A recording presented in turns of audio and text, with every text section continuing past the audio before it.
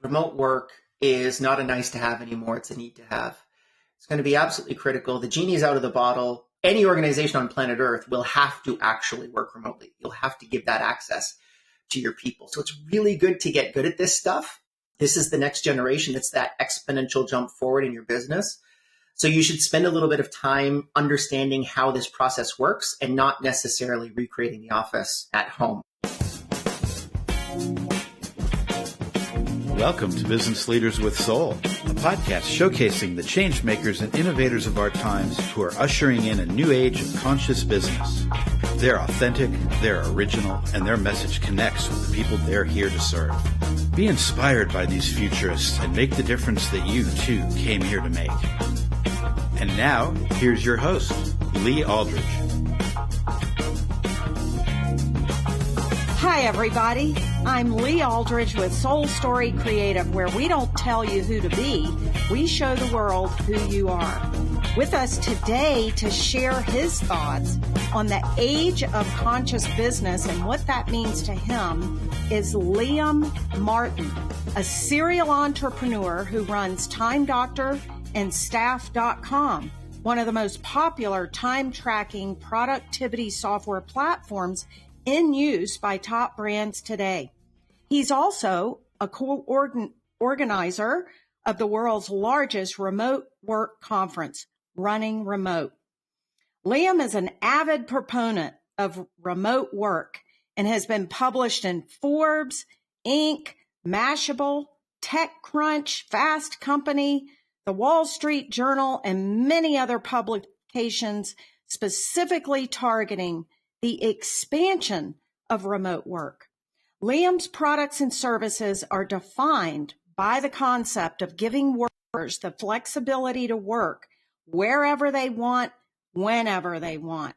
He holds an undergraduate and graduate degree in sociology from McGill University and lives in Canada, but he travels 3 to 6 months out of the year because he's able to work wherever and whenever he likes. Liam has also co-authored a book, Running Remote, focused on remote work methodology. In this revolutionary guide, Liam and his co-founder, Rawson, have unearthed the secrets and lessons discovered by remote work pioneering entrepreneurs and founders who've harnessed the async mindset to operate their businesses remotely in the most seamless, hassle-free, and cost-effective manner possible. Wow. Liam, I am so glad to have you on the show today. Thank you. Thank you for having me, Lee. That was a fantastic bio. It's always, I'm doing a lot of these podcasts, and it always kind of feels weird when people sum up your life in a paragraph and you listen to it. But yeah, that was great. Oh, good. Yes. I hope you feel inspired by your own work because I'm telling you, this is going to be a good one. I am so intrigued because you're introducing an entirely different approach to business, a methodology that's beyond this hybrid work or even what we call remote work. You are redefining it in a way that businesses can scale. They can grow, they can have a lot more fun, and their teams, their leadership teams can realize their own genius and superpowers in this model, I believe. But before we get into that and your new book, what the hell got you in this? What happened that made you realize there was a coming need for something, another way to work? Well, I think that actually came from a problem I had almost 20 years ago. I had reconstructive surgery on all of my teeth, and it stemmed from me actually being in grad school at McGill University, thinking to myself, that's what I'm going to do for the rest of my career. I'm going to enter academia. And for those of you that don't know, university or college, most first and second year courses are run by graduate students. They're not actually run by professors. So I taught my first class, started with 300 students, ended up with less than 200, and the worst academic reviews in the history of the department. I remember walking into my supervisor's office. Yeah. Walked into my supervisor's office and I said, I don't think I'm very good at this. And he said, no, you are not. And then I said, so what do you think I should do? And he said, well, you've got to spend the next 10 to 20 years working on this teaching thing before you actually get to do anything fun inside of academia. So either figure that out or choose another career path. 6 weeks later, I threw a master's thesis under his door and I was out into the real world. And that's what started my first business that was remote, which was an online tutoring company. And that was relatively successful. I had dozens of tutors throughout North America and Europe. And the problem that I had inside of that was I was, like probably a lot of entrepreneurs that are listening right now, I was the Johnny on the spot. I was the guy that just did everything inside of the company. And I remember I chipped one of my teeth about a year into that business, year and a half into that business. So I went to the dentist and, you know, you get in the chair, they've got the light that's shining on you. And he took a look at my teeth and he gasped. And it's never a good thing when a health professional gasps when they look at your body. And he said, Liam, which tooth are you talking about? You've chipped almost all of your teeth. And he took a look at the x-rays that I had taken a year before versus now, and it was just completely destroyed. He thought I had pancreatic cancer because that's one of the only explanations that he had for something like this. But thankfully, it wasn't cancer. It was from me unconsciously grinding my teeth at night from the stress of this type of a business. And so my dentist and my therapist both told me, you need to figure out how to actually build this business in a way that's not going to completely destroy your body and your mind, or figure out something else to do with your life. And that's where I really started to recognize the delegation and kind of the asynchronous components of work that we now talk about, that I'm now talking about today inside of all the products that I've built, the book that I've written, and the conference that I run. Wow. So it all came from what a terrible thing at the dentist to tell you you've got pancreatic cancer and it's stress related. The best things, here's another lesson that I've learned. Whenever really bad things happen to you, they almost always end up being the best possible things to happen to you about 5 years out. So if you think you're in a terrible situation right now, just wait. The universe is telling you something. It's either teaching you a lesson that you really needed to learn, or it's opening up another opportunity for you. And unfortunately, sometimes that process is painful, but at least for me, the universe has always produced a much better return on investment when I've gone through some of these, like, I'd call them very transitory moments in my life. Yeah, and that certainly was one, and gave birth, I suppose, to staff.com and Time Doctor as it went through. But yeah, thank you for those lessons. Yeah, and one thing about when bad things happen, things are never as bad as they seem, is what I've learned. And it's because it is there to teach or to move us into another direction. So I'm really glad that you survived that, and it wasn't a devastating thing. But now that, what did you think of? How did you even approach Time Doctor or staff? What was that told you it was a productivity issue? Well, so for me, it was actually scratching my own itch. So the tutoring business that I had built, it was an issue of billing clients, and then those clients not believing that those hours were the hours that they were supposed to be billed for. So I worked with a tutor would bill me for 10 hours. I would bill the student for 10 hours, and the student would come to me and say, hey, I only worked with my tutor for 5 hours. So I go to the tutor and say, hey, was it 5 or 10? And he'd say, I billed you for 10. So I'd end up having to refund the student 5 hours and pay the tutor the full 10 hours, which ended up with a hole in my personal pocket on that margin. And so this was really destroying the business. So I needed a tool to be able to authenticate how long someone did a task for anything inside of a business remotely. So we really call ourselves essentially a Fitbit for work.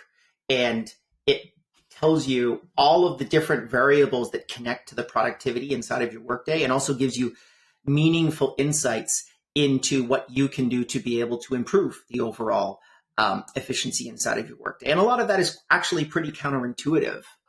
Most of the time when I look at someone's data, will point towards they should actually be working less rather than more, because sometimes counterintuitively working less hours actually produces a higher output than working more hours.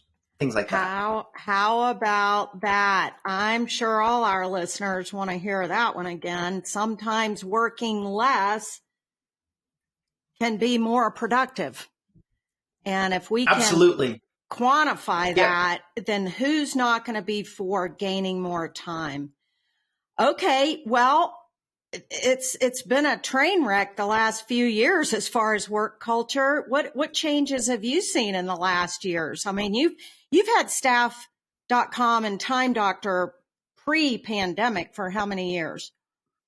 Yeah, company's almost 12 years old. So I was definitely doing remote work way before remote work was a thing. I've been doing it almost for 20 years.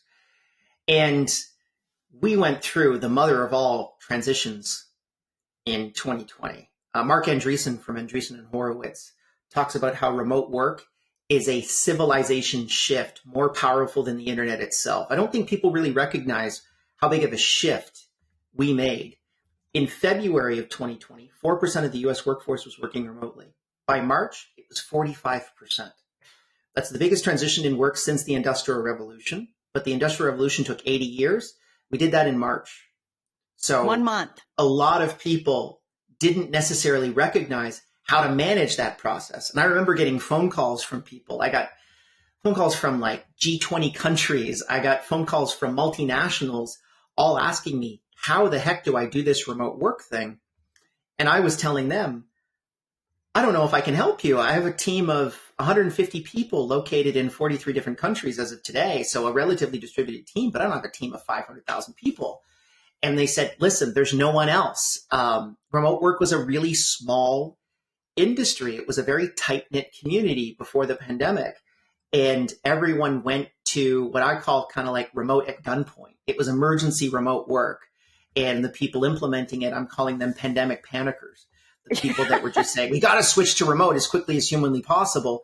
But no one really paused and asked themselves, so should we actually change any of our managerial processes? Like, should we think about managing people differently because they now work from home?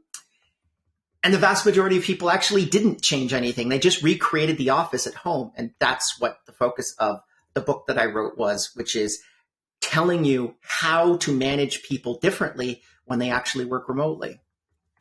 That's brilliant. And so you were already doing it in this tight-knit community. Was that the basis of your book? You went and talked to these entrepreneurs and business owners that had already, like you, like, good grief, in 2020, you already had 150 people dispersed globally to run Time Doctor. Mm-hmm. Yeah, and the other connections, the other companies and all that we have. Others. So for the book, I went out and I interviewed dozens of remote founders that run remote unicorns. So $1 billion plus companies, Deca unicorns, $10 billion plus companies. And they were remote before the pandemic. So they did this by choice, not because they had to. Mm-hmm. And the one thing that I found that they did differently from everyone else is what I'm calling in the book as asynchronous management, which is the capability to be able to manage an organization without directly interacting with anyone inside of that organization. So very few Zoom calls, very few meetings in person. We try to minimize, and this is very counterintuitive for the vast majority of people that don't really understand this concept. We try to minimize synchronous communication as much as possible because we're recognizing that actually, even though that moves up the individual, so maybe it speeds up that individual manager in terms of getting information out, what it does en masse is it actually slows down the organization. And instead, the vast majority of the interactions that you think need to be synchronous can actually be accomplished in an automated asynchronous way so that people can consume that information when they want to and in a much more relaxed and less stressful environment. which brings in work less, produce more because I'm relaxed. I'm doing my task after I put the kids to bed, maybe, or maybe it's at 5 a.m. when the house is quiet, or maybe it's when I've taken a hike and I bring out my offline device and I'm sitting under a tree doing my task and I get it done faster because I'm happy. Right. So it is working wherever you want, whenever you want. And we've recognized that optimizing individual autonomy in terms of the consumption of information inside of any business really makes that employee, number one, much happier, but then also counterintuitively much more efficient at accomplishing their work. So I'll just give you an example. Mm-hmm. The average emergency remote pandemic panicker environment, and I've seen a lot of these companies, they are 6 to 7 hours of Zoom calls throughout the day. It's meeting after meeting after meeting. And it's not necessarily wrong. They just were taught to be able to build their business in a different way, which was everyone, every single day, you have an office environment, they pay a sunk cost. So they spend 90 minutes coming to one particular place every single day. And then after that 90 minutes has been sunk, it's kind of like a collaboration buffet. So everyone says to themselves, well, we should be meeting as much as possible. We should be collaborating as much as possible. Remote teams, on the other hand, have recognized that they pay that cost every single time that they meet. So by paying that cost every single time, they know that they should, by extension, minimize that cost. They should have a more a la carte method towards synchronous communication and move the vast majority of their interactions to an asynchronous footing so that people can consume information when it's most opportunistic for them. As an example, just today at 4 p.m., I'm going to inbox 0 for 30 minutes. It's something that's worked into my workday. I don't answer emails immediately because I focus on making sure that I can answer emails when it's most opportunistic for me and not necessarily when it's most opportunistic for my manager or direct reports that are waiting on that interaction. So there's no immediacy inside of remote teams. And you may even think inside of your own organization, oh, I need an answer to something right now. When you actually look at the data, the vast majority of things that you think is an emergency are not emergencies. And if you keep thinking like that, you're actually going to significantly slow down your organization. Oh, yeah, I could see that easily. If I think I've got to answer all those emails, I'm guilty of that. I'm going to check out this inbox 0 because I think all of us can get pulled off of our productivity and go down that rabbit hole. And that's, Time Doctor takes care of monitoring the time, but it's also this productivity issue of how I'm using my time. That this whole methodology would help so much. That's just amazing. So what happens with like these middle management people always in the corporate world or larger organizations, you've got a hierarchy kind of thing that's crumbling anyway, but you've got the higher C-suite and then all those managers that are running around scheduling all these Zoom meetings, facilitating these Zoom meetings, having their assistant take notes of these Zoom meetings. What is their day like now if they don't schedule the meetings and put out fires? Well, I can tell you in my research for asynchronous management inside of the Running Remote book, one of the interesting phenomenons that I found is asynchronous organizations on average had a managerial layer 50% thinner than their on-premise counterparts. Oh, wow. So what that effectively means is there are more people doing work in asynchronous organizations than there are people managing people doing work in asynchronous organizations. So that effectively makes you a more efficient company. If there are more people solving difficult problems inside of the organization, then by extension, you're going to be more successful. You're going to be more innovative. You're going to move your business forward faster.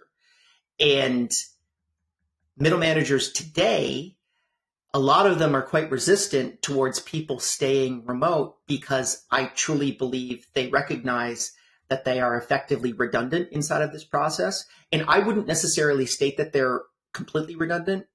I think we probably do need to be able to lose some of those managers, particularly in asynchronous organizations. But more importantly, they can actually be applied to solving bigger and better problems. So I talk about how we can move from management to leadership.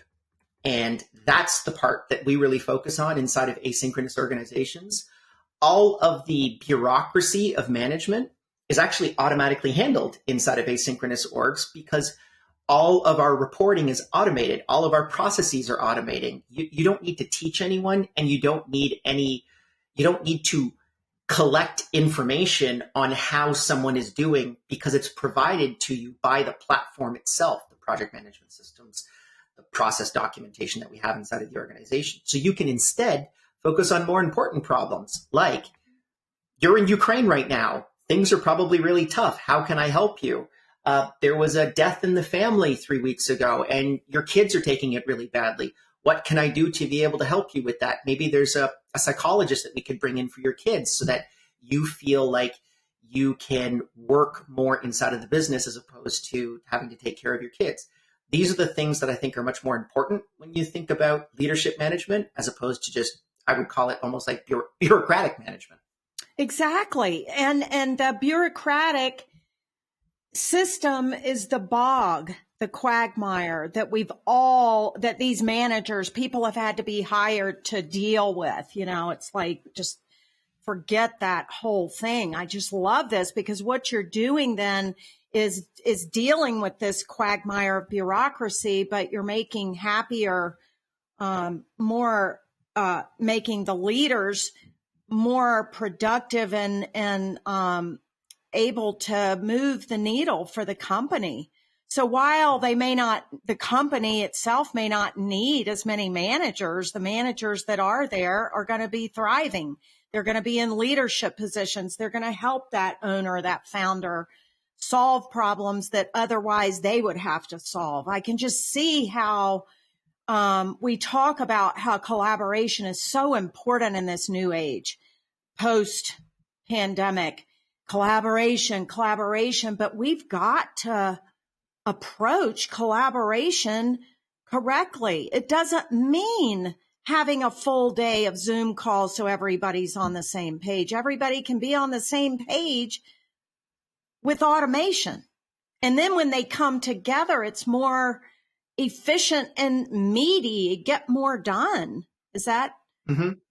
Yeah, I think about asynchronous versus synchronous communication, much like old school antenna-based television, broadcast television versus Netflix.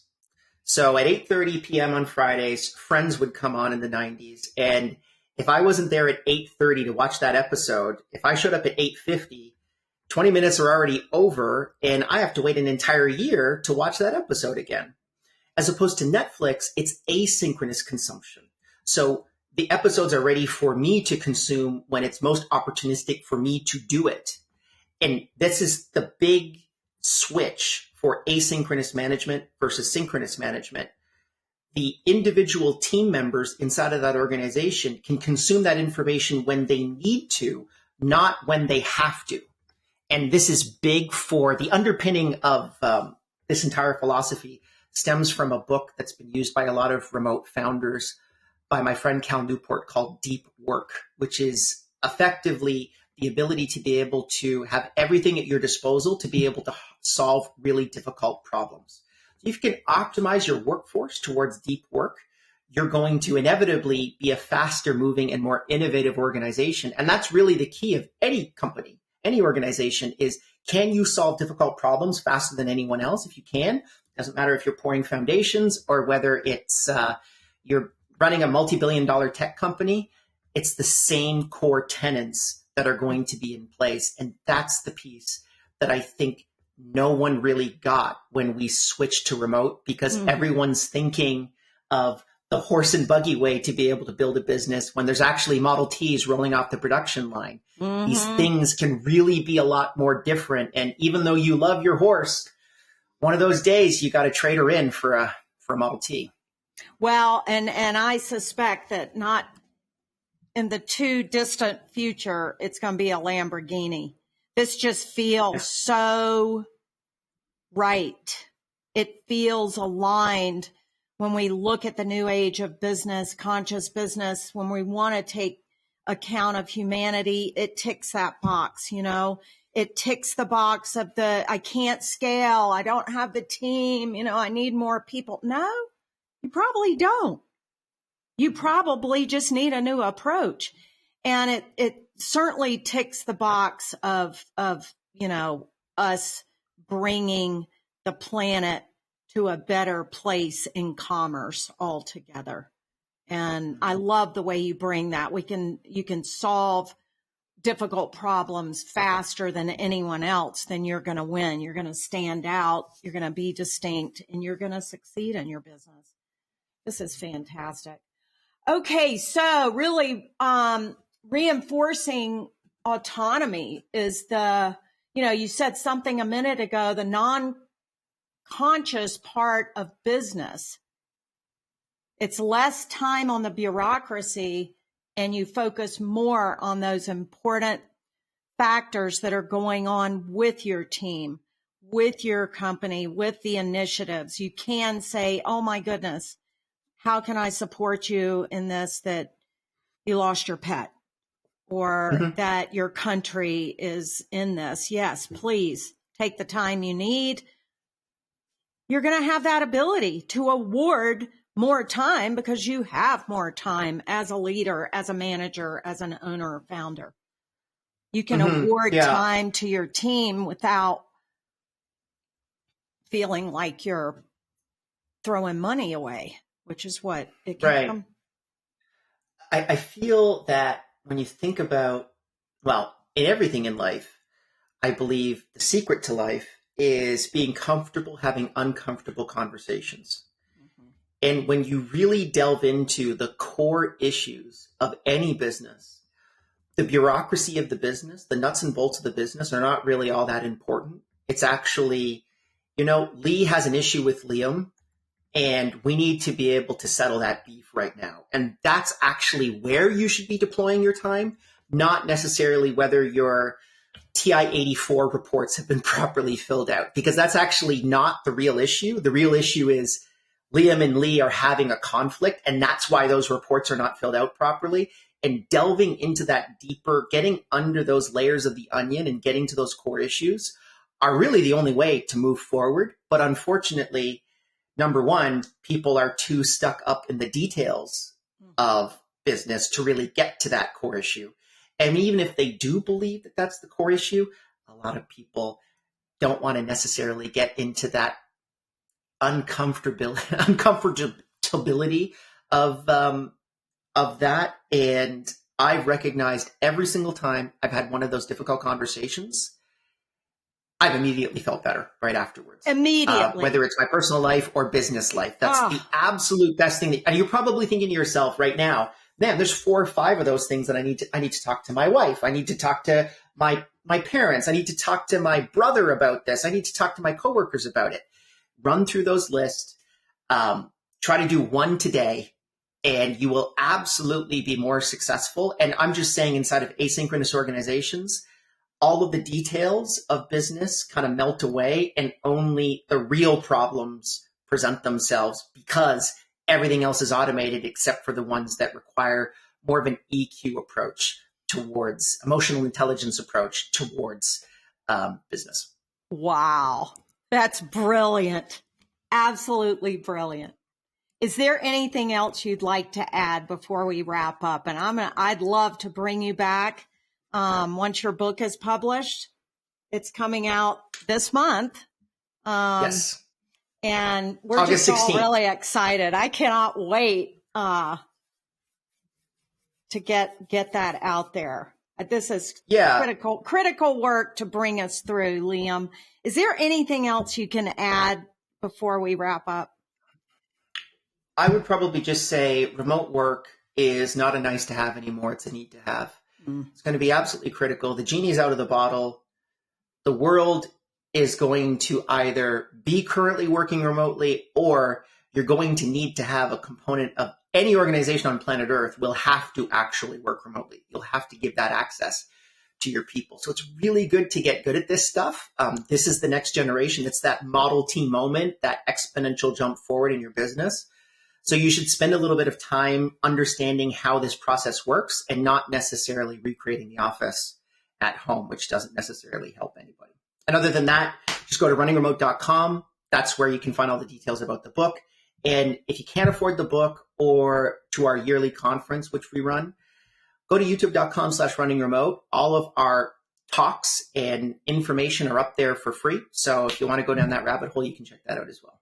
This is great. Yes, we'll put that on our show page notes for the runningremote.com. Please go there and get the book. And then the Running Remote conference. But your YouTube channel will also be on that. And I'll just wrap up with this. You know, collaboration that is talked about so much in this hybrid work culture from so many people I hear about. But now you bring out the point of transparency and being real with people. Just be real with people. Be human, be real, and let's get the job done and have fun doing it and not worry about all of this bureaucracy and ticking the right boxes. I just think it sounds like such a much more humane and fun way to live your life when you're making a living. So thank you. Thank you very much. It was great being here. And I definitely agree with you. It is a much better way to do it. I love my life. I'm able to travel 3 to 6 months out of the year. I work wherever I want. Everyone should come and join me up in the remote work world because it's a lot more fun than being in the cubicle. It definitely is. I've arranged my business like that. So I'm right there with you, buddy. Thank you so much. And we wish you the best of luck with your book launch. And we'll see you soon.